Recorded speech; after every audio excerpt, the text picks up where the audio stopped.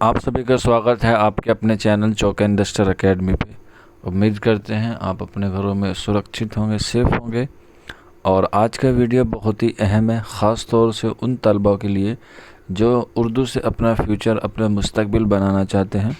तो आप देख सकते हैं आपके मोबाइल की स्क्रीन पर है देश बंधु महाविद्यालय, यानी कि दिल्ली यूनिवर्सिटी के अंतर्गत आता है ये विद्यालय।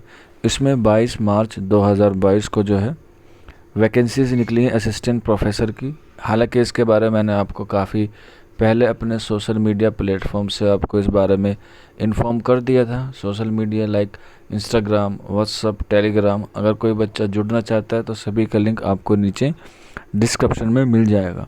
तो यहाँ पे आप देख सकते हैं ये असिस्टेंट प्रोफेसर का नोटिफिकेशन निकला है, जिसमें आपको बताया गया है कि इसमें कौन कौन से सब्जेक्ट हैं और कब से इसको जो है वो आप फॉर्म फिलअप कर सकते हैं। 22 तारीख से जो है वो आप इसको फॉर्म को फिलअप कर सकते हैं और जब तक 2 सप्ताह तक इसका टाइम ड्यूरेशन है, जब तक ये नोटिफिकेशन निकलता है।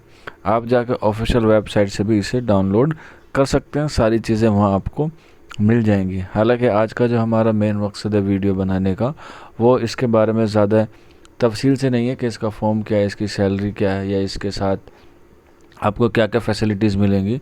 जो हमारा मेन मकसद है वो ये है कि इसमें लगभग सभी सब्जेक्ट की जो है वो वैकेंसी निकाली है। आप देख सकते हैं बायोकेमिस्ट्री की है, बॉटनी की है, केमिस्ट्री की है, कॉमर्स की है, कंप्यूटर साइंस की है, इकोनॉमिक्स की है, इंग्लिश की है, ईवीएस की भी है, Hindi, history, mathematic, philosophy, physical education, physics, political science, Punjabi, Sanskrit, Sindhi, zoology, यानी कि तकरीबन लगभग सभी लैंग्वेज की जो इसमें वैकेंसी निकाली गई है। लेकिन आप इसमें देखेंगे कहीं पर भी जो है वो उर्दू की वैकेंसी नहीं है, जबकि आपको पता होना चाहिए कि दिल्ली यूनिवर्सिटी के जो अंतर्गत कॉलेजेस आते हैं उनकी जो तादाद है लगभग 90 प्लस है, यानी कि 90 से ज़्यादा कॉलेज हैं। और बहुत से कॉलेजों में जो है उर्दू नहीं पढ़ाई जाती है। 2-3 कॉलेज हैं जिसमें ज़्यादातर उर्दू पढ़ाई जाती है, या तो करोड़ीमल है या फिर आपका दूसरा डॉक्टर जाकिर हुसैन कॉलेज है। ये 2 कॉलेज जो मशहूर हैं उर्दू के ताल्लुक़ से, बाकी किसी कॉलेज में जो है वो उर्दू नहीं पढ़ाई जाती। तो सबसे पहली बात तो ये है कि उर्दू पढ़ने वालों की तादाद दिन पर दिन जो है वो बढ़ती जा रही है। तो कॉलेजों को देखना चाहिए कि हमें उर्दू की जो टीचिंग है या उर्दू के जो स्टाफ है उसमें थोड़ी सी बढ़ोतरी करनी चाहिए, ताकि बच्चे जो हैं वो उर्दू को और मोहब्बत से देखें और उसको पढ़ने की तरफ मुतवज्जह हों। तो उन गार्जियन से भी रिक्वेस्ट है जो बच्चे उर्दू को बच्चे से नहीं पढ़ाते, किसी और लैंग्वेज में उनका मुस्तकबिल बनाना चाहते हैं, बिल्कुल बनाइए, बनाने में कोई दिक्कत नहीं है, लेकिन कम से कम उर्दू भी उनको बेसिक आनी चाहिए।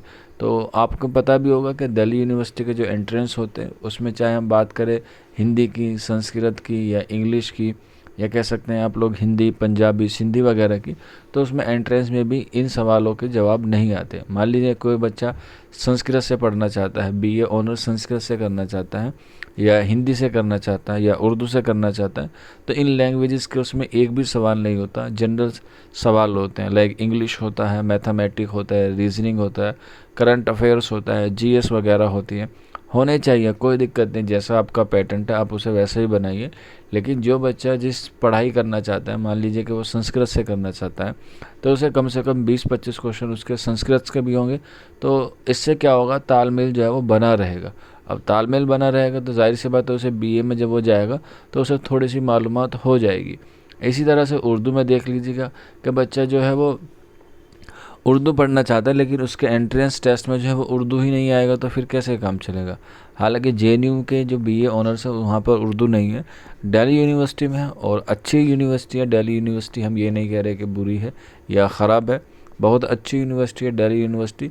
अभी आप देख रहे होंगे कि अभी CU सेट के बारे में बात चल रही है, तो लेकिन वो मसला अलग है। लेकिन यहाँ पे हम देखेंगे टीचिंग के एतबार से कि जब बच्चे होंगे तो जाहिर सी बात है वहाँ पे टीचिंग वैकेंसी भी निकाली जाएगी।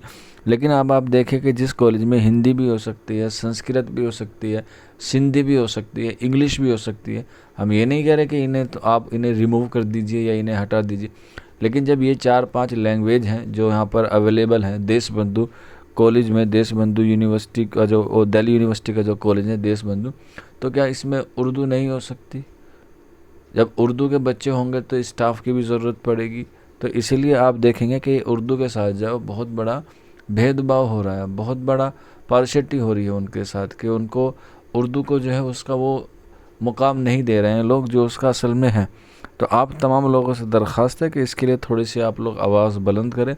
चौक इंडस्ट्रियल एकेडमी बहुत पहले से ही इस बात के लिए जो है वो अपनी आवाज़ें उठा रहा है लगातार, चाहे हम बात करें टीजीटी पोस्ट के लिए, चाहे हम बात करें पीजीटी पोस्ट के लिए, या और भी दीगर जितने भी कॉम्पिटिटिव एग्ज़ाम है उसमें उर्दू की सीटों को लेके मैंने अभी काफ़ी दिन पहले एक वीडियो बनाया था कि जेएनयू की जो सीट है वो कम हो रही हैं, ख़ास तौर से उर्दू पीएचडी में।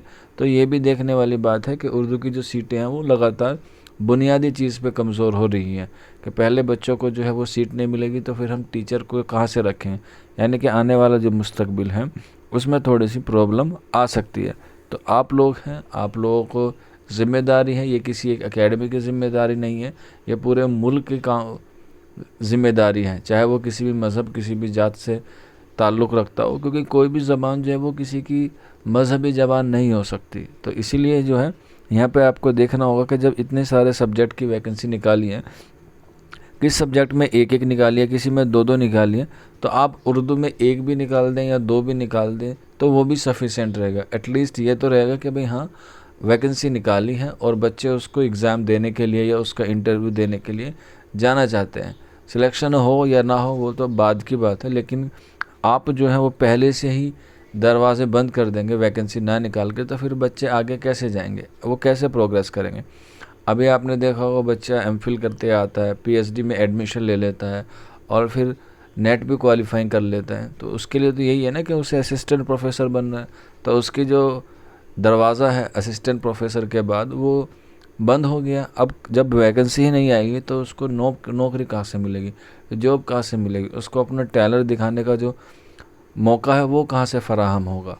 तो ये जो है दिल्ली यूनिवर्सिटी वालों को और गवर्नमेंट को देखना चाहिए कि जब आप इतनी जो बड़ी संस्था है उसे चला रहे हैं तो उसमें सभी ज़बानों का जो है वो यकसा हैसियत मिलनी चाहिए, बिल्कुल बराबरी होनी चाहिए।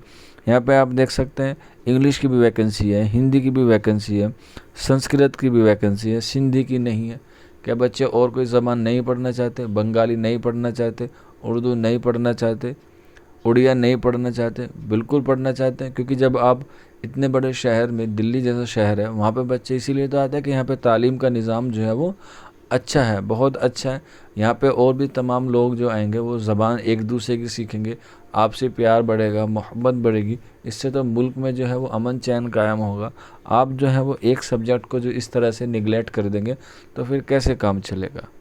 ऐसे तो उर्दू वाले जो है वो हताश हो जाएंगे, निराश हो जाएंगे कि पढ़ने से क्या फ़ायदा होगा, जॉब वगैरह तो लगती नहीं है, वैकेंसी नहीं निकलती है।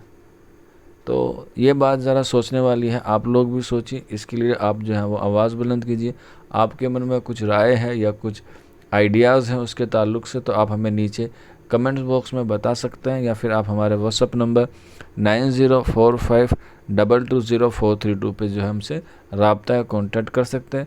जहाँ भी हमें लगे कि उर्दू के साथ नाइंसाफ़ी हो रही है, हम लोग अपनी आवाज़ को ज़रूर बुलंद करेंगे, क्योंकि हम लोगों को जो है वो उर्दू को बहुत आगे तक लेके जाना है। उर्दू नहीं, अगर किसी और लैंग्वेज के साथ भी कभी ऐसा होता है कि उसमें वैकेंसी नहीं आती है तो उसके लिए भी हम लोग आवाज़ बुलंद करने की पूरी कोशिश करेंगे। बाकी आप लोगों का मुस्तकबिल है, आप लोगों को बनाना है, क्योंकि कोई बाहर से या कोई दूसरा तो आएगा नहीं। ये आपकी ज़बान है, आपको इसको आगे बढ़ाना है और आपको ही इसकी ज़िम्मेदारी लेनी होगी। बाकी आप लोग बहुत समझदार हैं, कम कहना ज़्यादा समझना, ये आपके उसके लिए बहुत ही फ़ायदेमंद होगा। तो आज का मेरा मकसद सिर्फ यही था वीडियो बनाने का, कि इसमें आप देख सकते हैं कि लगभग तकरीबन सभी सब्जेक्ट की जो है वो वैकेंसीज़ निकाली हैं, भले ही एक या दो निकाली हैं उससे मतलब नहीं है, लेकिन उर्दू की जो है उसमें एक भी वैकेंसी नहीं है। तो ये सोचने और समझने वाली बात है। आप सोचिए और समझिए और हमें ज़रूर बताइएगा नीचे कमेंट बॉक्स में। तो मिलते हैं आप लोगों से जल्दी नेक्स्ट वीडियो में। शुक्रिया।